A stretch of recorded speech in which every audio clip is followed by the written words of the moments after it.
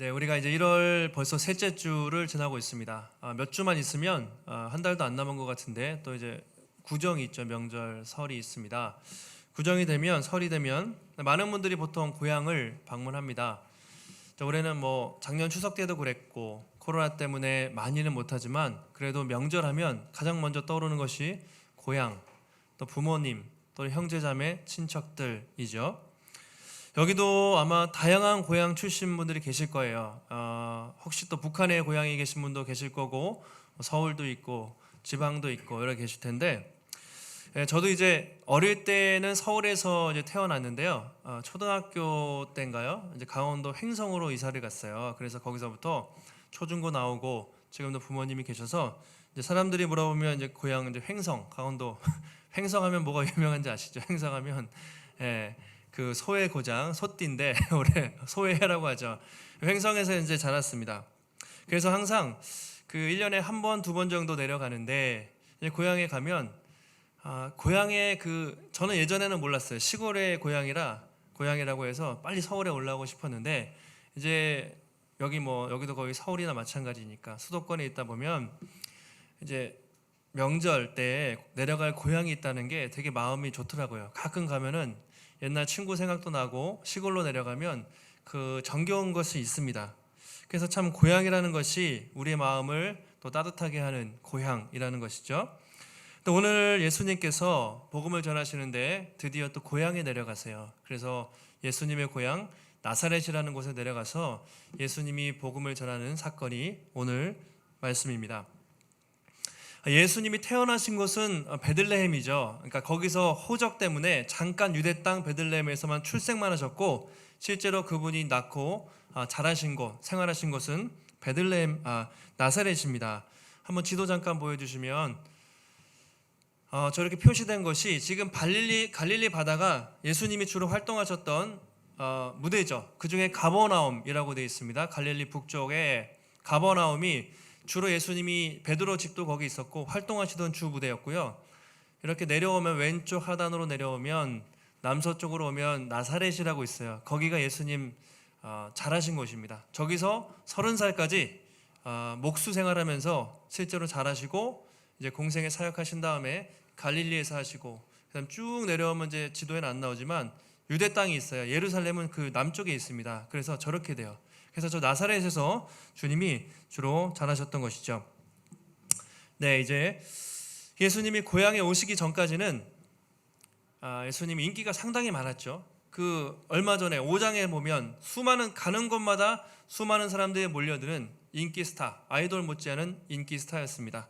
병고침도 있고 치유도 있고 말씀도 전하셨기 때문에 가버나움에서 고향에 가시면서 주님이 이제 어떤 마음일까 한번 우리가 생각해 보면 좋겠습니다. 그래도 내 고향을 가서 드디어 복음을 전하는데 주님은 어떤 마음으로 가셨을까?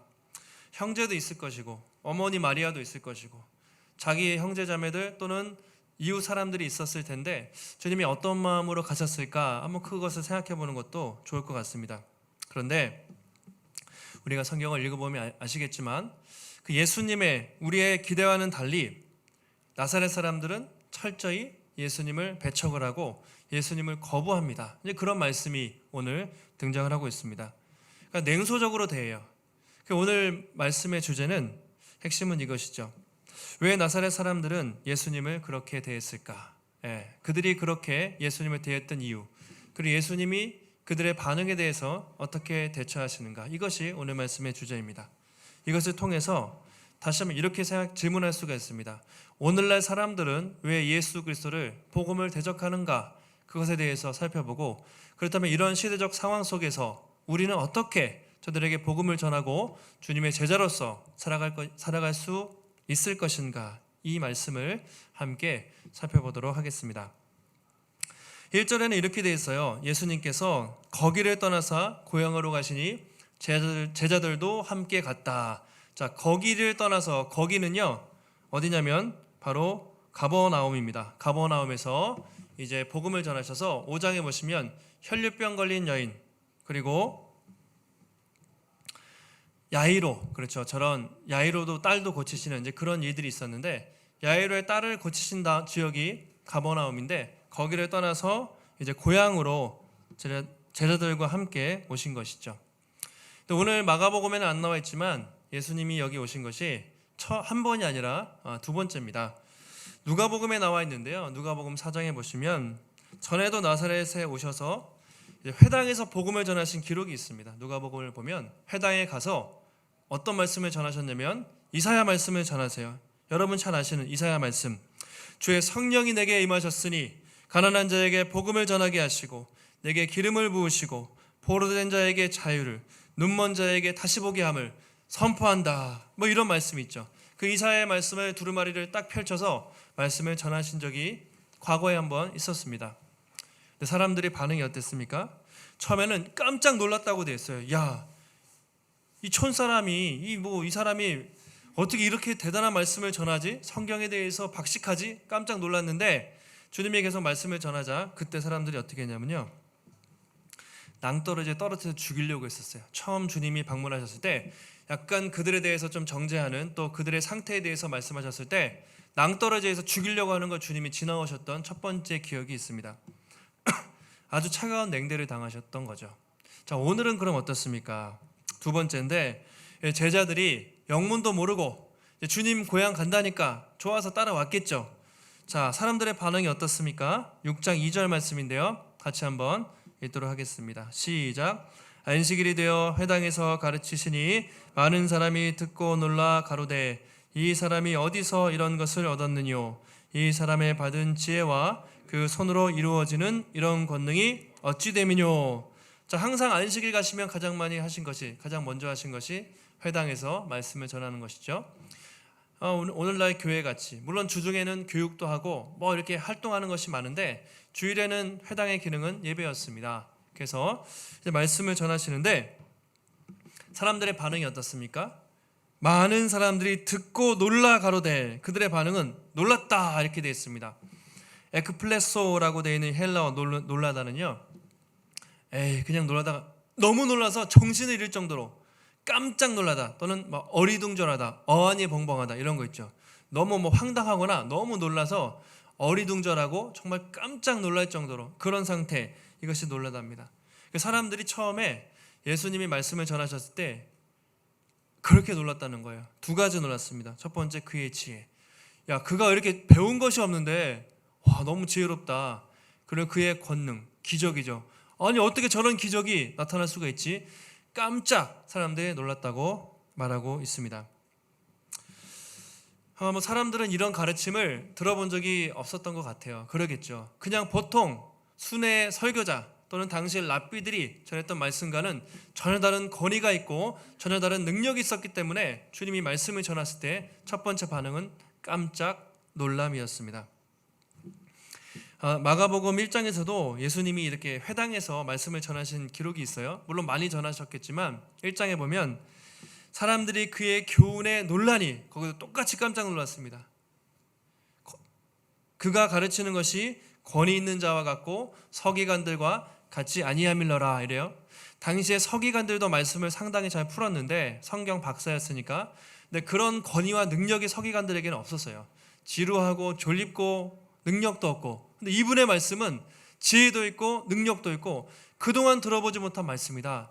그런 반응이 있었는데 오늘도 그런 반응이 나타나고 있는 것이죠. 사람들이 막 놀랐는데 그들이 어떻게 반응합니까? 보시면 안타깝게도 3절 보시면 이렇게 돼요. 놀란 것까지는 좋았는데 그들의 반응이 어떻습니까? 이 사람이 마리아의 아들 목수가 아니냐, 야고보와 요셉과 유다와 시몬의 형제가 아니냐, 그 누이들이 우리와 함께 여기 있지 아니하냐 하고 예수를 배척한지라 이렇게 되어 있습니다. 이게 문제죠. 다른 번역본에 보면 이렇게 되어 있어요. 현대어 성경에 보면 저 사람들은 우리보다 하나도 나을 게 없는 목수가 아니냐 이렇게 시작을 하거든요. 저 사람 우리보다 하나도 나을 것이 없는 평범한 목수인데 어떻게 저런 말씀을 전하지? 이렇게 반응이 된 것이죠. 마리아의 아들 예수가 아니냐 이렇게 말하고 있어요. 마리아의 아들. 원래 당시에 고대 근동 이스라엘 지역은 우리처럼 가부장 중심이기 때문에 남성 중심이기 때문에 보통 아버지의 이름을 붙여요. 원래는 요셉의 아들 목수가 아니냐 이렇게 해야 맞습니다. 근데 마리아의 아들 목수가 아니냐 이런 표현을 쓰잖아요. 이것을 보면 일단은 이제 예수님의 아버지로 되어 있는 마리아의 남편인 요셉이 일찍 죽었다고 뭐 보통 보고 있습니다. 죽었기 때문에 이제 그런 말도 있지만 더 확실한 것은 경멸하는 말이죠. 사실은 아버지도 없는 자식, 그런 표현 아시죠? 아버지도 없는 이 마리아의 아들 목수가 아니냐라고 예수님을 경멸적으로 표현을 하고 있습니다. 그리고 이 표현에는 그런 소문이 많았거든요. 저 예수라는 사람은 옛날에 나사렛에 살 때부터 마리아 요셉 결혼하기 전에 낳은 자식이래, 뭐 이런 동정녀 마리아 출생에 대한 비밀들이 많았어요. 요즘에는 뭐 혼전에 동거하거나 뭐 이렇게 속도 위반해서 아이를 낳는 게 흔하지만 당시에는요, 그렇게 되면 어떻게 됐습니까? 율법에 의하면 돌로 쳐 죽여야 됐습니다. 죽일 만큼 큰 죄였거든요. 근데 출생의 비밀이 애매하잖아요. 뭐 동정녀 탄생이다, 뭐 아버지에서 난 게 아니다, 이런 소문이 있었어요. 그리고 예수님이 어떻게 보면 인간적으로 볼 때 첫 번째 아들이고 밑에 형제들이 있지 않습니까? 집안의 장손입니다. 장손이면 어떻게 해야 되죠? 돈을 벌여서 가문을 살려야죠. 아버지도 돌아가셨는데, 근데 예수라는 사람이 어떻게 합니까? 나이 30살 먹더니 일 다 그만두고 온 동네방네 다니면서 하나님 나라 복음을 전하고 다니니까 사람들이 볼 때 인간적으로는 가문의 수치스러운 사람인 거예요. 예수가 어머니도 봉양하지 않고 그냥 복음 전하러 다니는 아주 이상한 사람으로 낙인이 찍혀버렸던 것이죠. 그런 편견, 그런 것들이 있었습니다. 그리고 목수잖아요. 목수라는 직업. 지금 같으면 여러분 뭐 시다라는 표현, 뭐 이렇게 도와주는 그런 뭐 표현을 쓰잖아요. 아주 좋은 직업이 아니죠. 평범한, 아주 낮은 평범한 직업이었어요. 야, 저 사람 우리보다 나을 게 없는, 우리 집 지어준, 그냥 우리 위해서 도와준, 그동안 30살까지 그런 목수에 불과한데 어떻게 저런 권능이 나올 수 있나? 어떻게 된 거지? 막 이런 생각이 막 들기 시작한 거예요. 더군다나 막 예수님의 형제들 이름도 되죠. 야고보, 요셉, 유다, 시몬, 또 아마 마리아, 요셉 사이에 누이 동생도 있었나 봐요. 여기 누이도 있고 형제자매 다 있는데 우리가 그거 다 알고 있는데 뭔 소리 하는 거냐, 이제 막 그런 반응이 나타나기 시작한 것이죠. 그 남들이 볼 때는요, 예수님은 그런 인간적인 목수, 그냥 마리아의 아들, 그냥 뭐 야고보 요셉의 형, 뭐 이렇게밖에 보이지 않았던 것입니다. 그들은 예수님을 너무 잘 안다고 생각을 했지만 그 인간적으로 잘 안다고 생각했던 것이 오히려 그런 편견과 그런 선입관이 예수님을 올바로 보지 못하도록 막았던 것이죠. 이것이 그들의 문제였습니다. 그러니까 이 편견, 이 사람의 선입견, 이것이 상당히 무서워요. 그게 사람에게 한번 들어오면 쉽게 바뀌지가 않습니다. 저는 지금은 이렇게 목사가 돼서, 여러분들은 제가 이제 목사가 돼서 처음 대부분 만나셨잖아요. 그런데 저는 어릴 때부터 알고 있던 고향 친구들, 제가 30살에 저도 됐으니까 제가 뭐 초등학교, 중학교, 고등학교, 대학교 다닐 때까지는 누구도 목사가 될 줄 몰랐잖아요. 고향 친구들 아니면 대학교 친구들 만나면 야, 네가 목사냐? 네가 목사가 됐네. 이제 이렇게 얘기한단 말이에요. 이게 제가 지금 집에서는 교회에서는 말씀을 전하지만 집에 가면 아빠잖아요. 그러면 이제 여기서는 이렇게 설교를 하지만 집에서는 편한 복장을 입고 아이들하고 얘기하면 애들이 아빠 제 말을 잘 들을까요? 안 들을까요? 아이들이 저를 목사로 볼까요? 누구로 볼까요? 만만한 아빠로 보죠. 잔소리 좀 하지 말라고 맨날 애들이 편하니까 이렇게 돼요. 오히려 이렇게 너무 가까우고 너무 잘 아는 것이 사실은 도움이 안 될 때도 있는데, 어쨌든 이제 예수님도 그랬습니다. 인간적으로 너무 친하고 잘 알고 그것이 문제는 아닌데, 그것에 대한 예수님에 대한 편견 또 오해, 이 선입관들이 정말 예수님을 참 하나님의 아들로 보는데 큰 방해가 됐던 것이죠. 그러니까 두 가지 고민이었던 거예요. 이 사람들의 고민을 정리를 하자면 이것입니다. 도대체 저 예수가 누구냐? 우리가 알았던 정말 평범한 목수 그 예수냐? 아니면 진짜 하나님이 보내신 선지자냐? 막 헷갈리는 거예요. 또 한 가지, 이 예수의 능력이 나타나긴 나타나는데 말씀의 능력이 있고 기적이 일어나는 걸 부인할 수 없으니까 이 권능이 도대체 하나님으로부터 온 것이냐 아니면 사단에게 온 것이냐, 이것에 대한 고민이 있었던 것입니다. 대부분 그 당시의 사람들이 예수님의 기적을 일으켰을 때 바리새인과 서기관들이 예수님이 어떤 권능을 힘입어서 고친다고 그렇게 주장했죠. 귀신의 왕 바알세불, 저 귀신의 아들이다. 귀신의 힘을 힘입어서 귀신을 치유하는 거다라고 공격을 했어요. 그 현상을 부인할 수 없는데 귀신의 자식이라고 귀신의 힘으로 예수님이 어떻게 나라가 분쟁할 수가 있겠냐? 아니다. 나는 성령으로 고치는 것이다. 이미 말한 적이 있죠. 오늘 이 나사렛 사람들도 이 권능은 부인을 못하는데 이것이 어디로부터 온 것이냐? 하나님으로부터 온 것이냐? 그럼 하나님을 믿을 수밖에 없겠죠. 아니면 사단에게서 온 것이냐? 대적할 것인가? 이 두 가지 고민에 빠진 것이죠. 근데 사람들은 어떻게 반응하죠? 결국 예수님이 뭐라고 나오죠? 배척했다고 나오죠. 이것은 하나님으로부터 온 사람이 아니다 라고, 쉽게 말하면 미친 사람이다, 이렇게 예수님을 배척을 하게 된 것이죠. 이것이 오늘 나사렛 사람들이 예수님을 배척하게 된 중요한 이유가 되는 것입니다.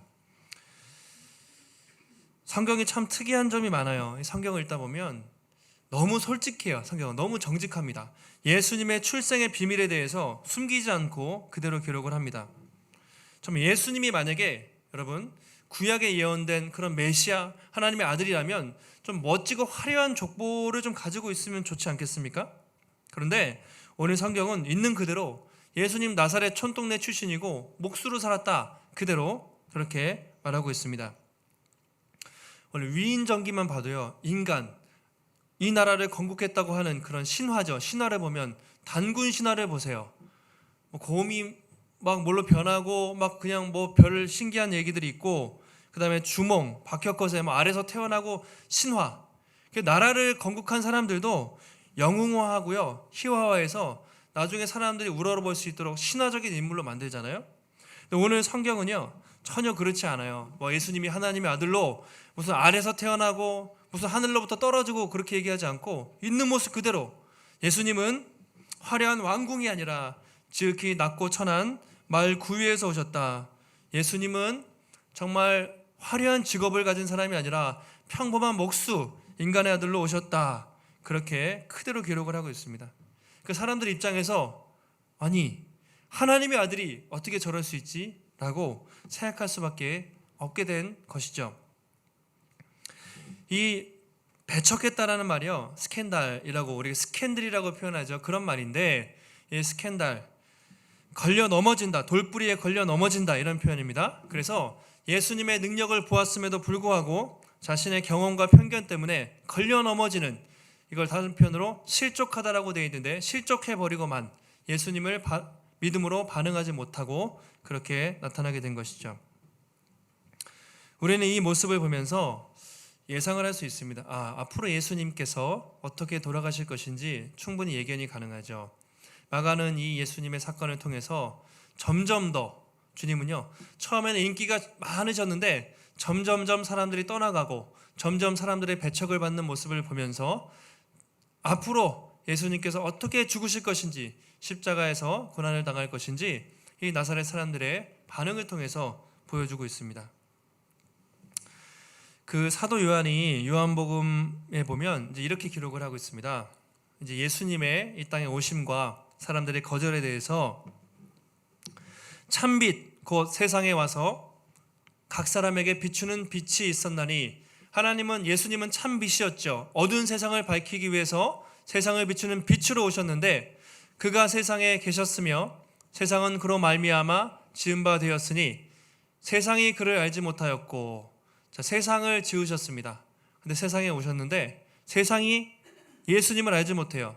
자, 뭐라고 되어 있습니까? 자기 땅에 오매 자기 백성이 영접하지 아니하였으니 라고 되어 있습니다. 자기 땅에 오셨어요. 자기가 지으신 자기 땅에 오셨고요, 자기 백성들을 만나러 오셨어요. 예수님이 세상을 지으시고 인간을 지으신 주인으로 자기 땅에 자기 백성이 오셨는데 그 사람들이 어떻게 했습니까? 영접하지 않았다는 것이죠. 이게 문제입니다. 이게 문제예요. 자기 땅에 주인이 자기 백성 만나러 오셨는데 정작 인간들은 자기 주인을 알아보지 못하고 예수님을 십자가에 죽였다는 이 사건을 요한이 그렇게 기록하고 있는 것이죠. 가끔 뭐 뉴스에서 동물원에서 뭐 이렇게 사자나 호랑이를 키우다가 조련사가, 사육사가 그렇게 하다가 이렇게 맹수에게 물려서 죽는 경우 가끔 사건 나오잖아요. 얼마나 황당하겠습니까? 자기가 키운 짐승에게 죽임을 당한다. 뭐 이 동네에 강아지 키우는 분들이, 반려견 키우는 분들이 참 많으세요. 저희 교회 성도님 중에서도 많이 몇 분 계신데, 만약에 키우는 강아지가 뭐 가끔 말 안 들을 때도 있죠. 근데 우리를 물었어요. 아니면 자녀를 물어가지고 수술할 정도로 손발이 잘라졌습니다. 예를 들어서. 그러면 그 강아지 어떻게 하겠습니까? 배영망덕한 개를 뭐 처분해버리거나 죽이거나 하겠죠. 주인을 물면 뭐 어떻게 되겠습니까? 예수님이 그렇게 자기를 창조한 사람들에게 어떻게 보면 개가 주인을 문 것처럼 더 비교할 수 없을 정도로 자기 백성들에게 죽임을 당했다고 그렇게 말합니다. 그것을 3장 19절에 이렇게 표현하고 있습니다. 요한복음 3장 19절 한번 읽겠습니다. 시작. 그 정죄는 이것이니 곧 빛이 세상에 왔을 때 사람들이 자기 행위가 악함으로 어두움을 더 사랑한 것이니라. 우리가 정죄받을 것, 정죄받는 이유는 무엇이냐면 빛이 세상에 왔습니다. 사람들이 자기 행위가 악해요. 우린 어둠이죠. 그래서 빛을 받아들이지 않고 오히려 빛보다 어둠을 더 사랑해서 그 빛을 죽여버린 것이 인간의 정죄다. 이것이 예수님이 십자가에서 죽으신 이유라고 요한이 그렇게 말하고 있습니다. 오늘 나사렛 사람들도 그랬고요. 지금도 이 땅에 수많은 사람들이 예수님을 그렇게 거부하고 있습니다. 여전히 어둠 가운데 어둠을 사랑하기 때문에 이 빛 대신 예수님을 배척하고 거부하는 것이 이 땅의 사람들의 모습인 것이죠. 사람들이 이렇게 생각을 해봤어요. 왜 예수님을 배척을 할까? 이 시대 사람들이 이렇게 보면 참 다양한 편견과 참 많은 오해들이 있다, 이런 생각을 합니다. 여러분 주변 사람들에게 복음을 전할 때, 예수를 전하려고 하면 사람들이 왜 거부합니까? 어떤 이유로 거부하죠? 가장 먼저는 기독교에 대한 또는 예수님에 대한 이 선입견, 그렇죠? 또는 이 편견들이 참 많은 것 같아요. 정말 있는 모습 그대로 복음을 듣는 게 아니라 잘못된 관점으로, 왜곡된 관점으로 듣습니다. 뭐 이런 거죠. 이제 어떤 사람들은, 지적인 사람들은 이게 성경에 뭐 예수님이 동정녀에서 탄생하시고 바다 위를 건너시고 죽은 자를 살리시고 기적이 말이 안 된다. 요즘 세상에 기적이 어딨냐? 그런 기적을 부인하는 소위 배운 사람들, 합리적인 사람들, 과학적 사고방식 갖고 있는 사람들은 기적을 부인하면서 예수님을 거부합니다. 또 어떤 사람들은 예수님 실존 인물이 아니다. 이거 사람들이 만들어낸 신화다. 또 어떤 사람들은 예수님, 이 기독교는 그냥 이스라엘 종교다, 이렇게 생각하는 사람도 많아요. 우리나라의 종교는 유교겠죠. 그리고 뭐 불교도 있고 각 나라의 종교인데 왜 우리가 남의 종교를 믿어야 되냐? 왜 이스라엘 종교를 믿냐? 이렇게 생각하는 사람들도 있습니다. 또 어떤 사람들은요, 예수님에 대해서 좀 오해를 해요. 오해를 하고 있습니다. 지금 코로나 상황에서 방역을 어기면서 드리는 교회들이 있잖아요. 그런 거 보면서 댓글 봐도 아시겠지만, 교회가 왜 이렇게 이기적이냐? 교회는 다 나쁘다. 다 나쁘지 않죠. 1%도 안 되는 0.몇 % 교회들이 그 잘못을 하고 있는데 대부분의 교회는 잘하고 있습니다. 그러나 그 몇몇 교회들 때문에 전체 교회가 욕먹고 있죠. 교회는 다 이기적이다, 이렇게 오해를 합니다. 또 이단과 구분이 안 돼요. 지금도 이단과 구분이 안 돼서 다 교회는 저렇게 나쁘다, 이단과 교회를 구분이 안 되니까 교회를 다 이단처럼 이상하게 생각을 할 수도 있습니다. 어떤 사람들은 직장 상사 중에, 동료 중에 너무 진짜 나쁜 사람이 있었던 거예요. 근데 알고 보니까 그 사람이 참 안타깝게도 예수 믿는 사람이었어요. 근데 보니까 장로님이고 권사님이고 직분자였어요. 딱 알게 되면 진짜 교회 다니는 사람들은 다 진짜 나쁜 놈들이네, 이런 생각을 가질 수가 있죠. 또 어떤 사람들은 교회 다니는 사람한테 돈을 떼먹혔다, 뭐 이런저런 이유들, 그 자기가 한두 번 당한 피해들 또는 잘못된 정보를 가지고 예수님은 진짜 예수님은 정말 믿을 사람이 아니다, 교회 다니는 사람들은 다 나쁘다, 기독교는 다 거짓말이다, 위선자다, 이런 오해와 편견을 가지고 있게 되는 것이죠. 정말 말할 수 없는 다양한 이유로 예수님을 거부하고 교회를 욕하고 있습니다. 우리가 이런 세상에 살고 있잖아요. 이런 세상에서 우리가 어떻게 그런 복음을 전하고 예수님을 전해야 되나? 예수님의 대처하시는 것을 보면 알 수 있는데, 자, 어떻게 나옵니까? 나사렛 사람들의 그런 배척에 대해서 예수님께서 어떻게 반응을 하시냐면 우리 4절 말씀 이렇게 한번 4절 말씀 같이 한번 읽겠습니다. 시작. 예수께서 저희에게 이르시되 선지자가 자기 고향과 자기 집 외에서는 존경을 받지 않음이 없느니라 하시며, 이 표현은 당시에 랍비 문학이나 당시의 사람들에게 회자되던 일반적인 말이라고 합니다. 선지자가, 예언자가 고향, 친척, 집에서는 존경을 받지 못한다. 반대로 얘기하면 고향, 친척, 자기 집 외, 밖에서는 존경을 받는다. 이렇게 볼 수도 있습니다. 실제로 구약 성경을 보면 많은 선지자들이 자기 고향과 친척 사람들에게 많은 배척을 받은 것을 알 수가 있습니다. 이사야도 그랬고요. 특별히 예레미야를 보시면 예레미야가 참 많이 복음을 전해요. 하나님의 말씀을 전하는데 바벨론에게 무너질 것이다, 그런 메시지를 전하면 사람들은 예레미야를 너무 싫어했어요. 오히려 거짓 선지자들을 더 좋아했습니다. 거짓 선지자들 괜찮습니다, 평안할 것입니다, 아무리 막 살아도 나라는 망하지 않을 것입니다 라고 했던 거짓 선지자들의 말에 귀를 기울이고, 그렇게 살면 하나님의 심판이 있을 거라고 했던 예레미야의 말에는 귀를 기울이지 않고요, 고향 사람들 우물가에 구덩이에 쳐넣어서 계속 죽이려고 했어요. 가장 그들을 핍박했던 사람은 바로 고향 사람들이었습니다. 바울도 처음에 유대교에 있다가 기독교 예수님을 믿고 이제 복음을 전하러 다녔을 때 바울을 가장 핍박한 사람들이 누구였습니까? 이방인들이었습니까? 아니죠. 동족들이거든요.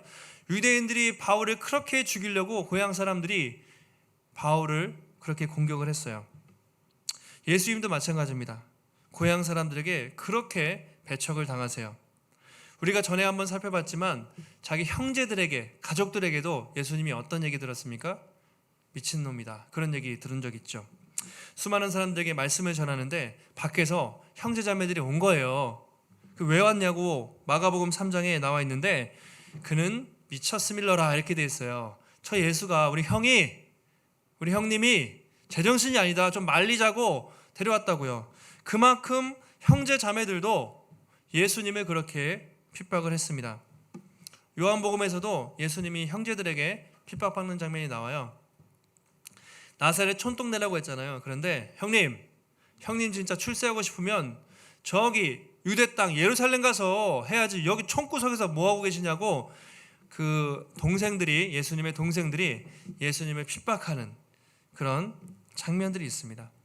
가는 곳마다 주님은 그랬어요. 오히려 가까운 사람들에게 그런 핍박과 배척을 받으신 것이죠. 예수님은요, 아이러니하게도 그게 내가 선지자로 온 참된 선지자라는 증거라고 말하고 있어요. 원래 선지자는 고향과 자기 친척들에게 존경을 받지 못한다고 하시면서 그것이 바로 내가 핍박받는 것이 진짜 선지자라는 증거라고 주님이 오히려 맞받아시고 계신 것이죠. 보통 사람들이 인기가 많고 사람들이 몰려들면 그게 진짠가 보다 싶지만 아니다. 참된 선지자의 증거는 복음을 때문에 가까운 사람들에게도 핍박을 받을 수 있는 것이 진짜 선지자다, 그렇게 말하고 있습니다. 요즘에 여러분 이단들이 많죠. 이단들이 정말 또 참 작년에도 신천지로 시작해서 지금 이 3차 유행을 지나는 와중에도 참 교회들이 계속 걸리고 있습니다. 이단의 특징, 얼마나 사람들이 이런 시기에 모이지 말라고 하는데도 엄청나게 모이는 것이 이단의 특징이에요. 참 신기하죠. 어떻게 그렇게 많이 몰려드는지 모르겠어요. 무슨 깡으로. 대부분 그런 사람들이 가짜일 가능성이 많다는 것이죠. 어떻게 사람을 모읍니까? 현혹해요. 미혹한다고요. 위기를 조장한다고요. 그래서 막 그렇게 모아요. BTJ 열방센터, 백투더 예루살렘이라고 하는데, 이제 복음이 예루살렘으로 시작돼서 미국 또는 유럽 그리고 아시아를 거쳐서 이제 다시 예루살렘으로 가려면 중동을 지나야 돼요. 14십창이라는 그 이슬람 땅을 뚫고 들어가서 예루살렘으로 복음이 들어가면 주님이 오신다는 그런 세대주의적인 잘못된 관점을 가지고 그들이 하고 있습니다. 저도 주의 깊게 봤는데 완전히 이제 지금은 이단이라고밖에 말할 수가 없어요. 왜냐하면 거짓말을 하잖아요. 이단의 특징은 계속 거짓말을 해요. 그리고 음모론을 조장합니다. 예수 그리스도가 이 땅을 오신다, 그런 건전한 종말론이 아니라 뭐 이상한 사람의 얘기를 들먹이면서 백신을 맞으면 DNA가 변형돼서 이제 그 사람의 지배를 받는다라고 알 수 없는 음모론을 조장하면서 그런단 말이죠. 끊임없이 뭐 선교사를 배출하는 것 같은데 그들이 하는 모습들을 보면 상당히 이단적이죠. 엄청 또 많은 어려움을 겪고 있습니다.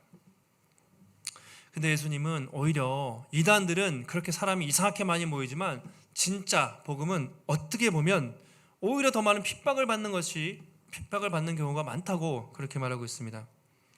예수님이 나사렛 사람들이 자신을 배척하자 더 이상 기적을 행하지 않죠. 5절에 보시면 이렇게 얘기하시죠.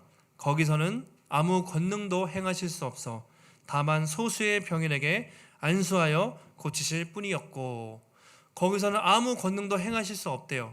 그래서 권능을 행하시지 않은 것인가, 권능을 행하실 수 없던 것인가, 저도 이거 한 가지 의문이 있었고요. 또 한 가지는 다만 소수의 병인에게 안수해 고치셨다. 첫 번째는요, 예수님은 자신을 믿지 않는 사람들에게는요 권능을 베푸지 않으세요. 능력이 없어서가 아니라 믿음으로 반응하지 않으면 역사하지 않는 것이 예수님이십니다. 예수님이 이 땅에서 이적과 기사를 많이 베푸셨죠. 그런데 분명한 목적이 있어요. 내가 마술사처럼 사람들의 인기를 끌려고 막 고치고 그런 게 아니고요, 철저하게 하나님의 나라가, 내가 하나님의 아들이고 하나님의 나라가 이 땅에 도래했다는 것을 보여주기 위한 목적으로만 이적과 기사를 일으키셨고, 그것도 사람들이 믿지 않고 믿음으로 반응하지 않을 때는 전혀 기적을 베풀지 않았습니다. 왜냐하면 사람은 기적을 받아서 본다고 변하지 않거든요. 말씀이 들어가야 되고 은혜를 받아야지 아무리 이적과 기사를 봐도 사람들의 마음은 완악해질 수 있기 때문에 주님은 절대로 믿음으로 겸손하게 반응하지 않는 사람에게는 이런 이적과 기사를 나타내지 않았던 것이죠. 나사렛 사람들 그런 권능을 보고도 믿음으로 반응하지 않으시니까 주님이 더 이상 그런 놀라운 역사를 그곳에서 베풀지 않으신 것이죠. 또 한 가지 알 수 있는 것은 그럼에도 불구하고 어떻게 하셨습니까? 다만 소수의 병자를 고치셨다는 말이 하반절에 나와요. 권능을 베풀지 않았지만 소수의 병자에게는 주님이 안수해서 고치셨다. 많은 사람들이 주님을 거절했지만 그럼에도 불구하고 그 속에서 정말로 예수님을 믿고 또 예수님께 믿음으로 반응했던 그 소수의 사람들에게는 예수님이 기적과 치유를 베푸셨다는 것을 알 수가 있습니다. 지난주에도 마찬가지죠. 수많은 군중들이 있었지만 혈류병 걸린 여인, 또 야이로의 딸 다 구원받은 것이 아니에요. 믿음으로 나온 사람들이 반응을 했는데 주님은 그 나사렛 사람들이 주님을 배척해서 큰 권능을 행하지 않으셨지만 그 속에서도 여전히 예수님을 믿음으로 고백하는 그 소수의 사람들에게는 복음을 전하셨다고 그렇게 말하고 있습니다. 지금도 마찬가지인 것 같아요. 지금도 많은 사람들이 여전히 예수님을 거절하고 복음을 핍박하지만 그 중에서 겸손한 마음으로 나오는 사람들, 하나님의 은혜를 사모하는 사람들에게는 여전히 은혜를 베푸시고 여전히 구원하시는 것이 하나님이라는 것을 우리가 알 수가 있습니다. 말씀을 한번 정리하겠습니다. 여러분, 우리는 오늘 나사렛 사람들의 모습을 보면서 또 우리 자신의 모습, 그리고 이 땅의 사람들의 모습을 한번 살펴보면 좋겠습니다.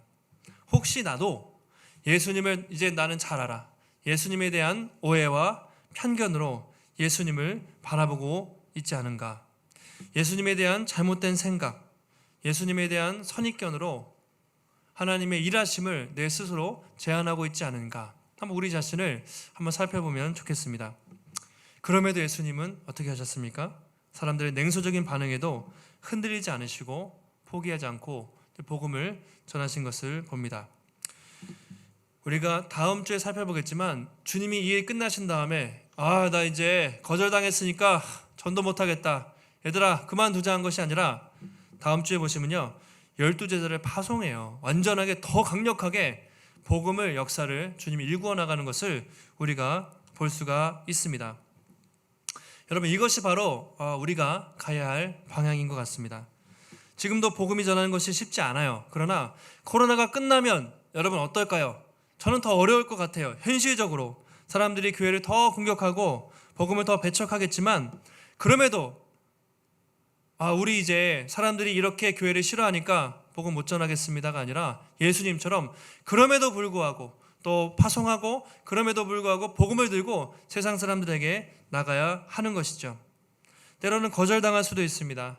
때로는 무시당할 수도 있고요. 그렇지만 그것이 주님이 가신 길이고, 선지자는요, 참된 성도의 증거는 핍박이라고 말하고 있어요. 배척받고 핍박받은 것이 우리가 참된 성도의 증거라고 그렇게 말하고 있습니다. 마지막 주님의 산상수훈에서 이렇게 말씀하셨습니다. 마태복음 5장 10절 11절 두 절 한번 읽겠습니다. 시작. 의를 위하여 핍박을 받는 자는 복이 있나니 천국이 저희 것임이라. 나를 인하여 너희를 욕하고 핍박하고 거짓으로 너희를 거스려 모든 악한 말을 할 때에는 너희에게 복이 있나니, 이렇게 말하고 있습니다. 의를 위하여 핍박을 받는 자는 복이 있나니, 여러분 팔복의 마지막입니다. 심령이 가난한 자는 복이 있나니로부터 시작해서 마지막인데요. 여러분, 우리가 다른 복은 많이 구하죠. 근데 팔복의 결론이 무엇입니까? 핍박을 받는 복이래요. 의를 위해서 여러분, 우리가 잘 되게 해주세요. 또 우리가 성공하게 해주시고 또 우리가 형통하는 것도 중요한데, 복 중에 가장 큰 복은 무엇이라고요? 의를 위해서, 특별히 예수의 이름을 위해서 핍박을 받는 복이 가장 큰 복이라고 주님이 말하고 있습니다. 너희를 욕하고 핍박하고 거스릴 때, 그때 너희가 참된 성도인 줄 알고 그때 복 받은 줄 알아라. 왜 그렇습니까? 12절에 기뻐하고 즐거워하라. 하늘에서 너희의 상이 큼이라. 너희 전에 있던 선지자들을 이같이 핍박하였느니라 하고 팔복을 마무리하고 있습니다. 그렇게 예수의 이름 때문에 모욕당하고 핍박을 받을 때 기뻐하고 즐거워하라. 왜요? 하늘에서 상이 큼이라. 만약에 우리가 이 땅의 상급만 생각하고 산다면 핍박을 받을 이유가 없습니다. 어리석은 일인데, 우리는 하늘의 상급을 바라보고 사는 사람들이라면 이 땅에서 예수의 이름 때문에 핍박받고 어려움 당할 때 여러분 위축되지 마시고 오히려 기뻐하고 즐거워하라고 말하고 있습니다.